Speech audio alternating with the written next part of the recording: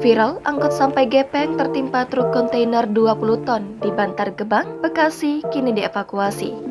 Beredar sebuah video yang memperlihatkan sebuah angkot yang gepeng saat dievakuasi akibat tertimpa truk kontainer viral di media sosial.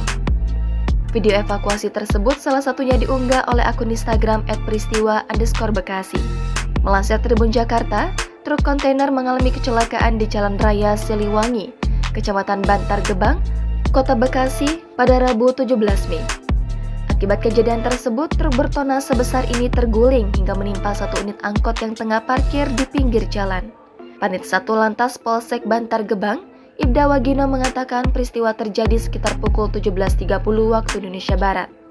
Truk Hino B8531 UWV melaju dari arah Cilengsi menuju Kota Bekasi. Setibanya di tempat kejadian perkara kehilangan keseimbangan dan terguling.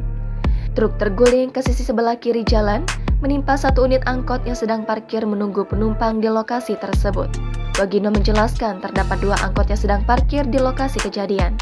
Angkot berpenumpang berhasil menghindar sebelum truk kontainer terguling. Beruntung tidak ada korban dalam peristiwa tersebut. Namun, angkot yang tertimpa badan kontainer mengalami rusak berat. Proses evakuasi dilaksanakan pada Kamis 18 Mei hari ini. Nampak kondisi angkot gepeng nyaris rata akibat tertimpa kontainer bermuatan lebih dari 20 ton tersebut.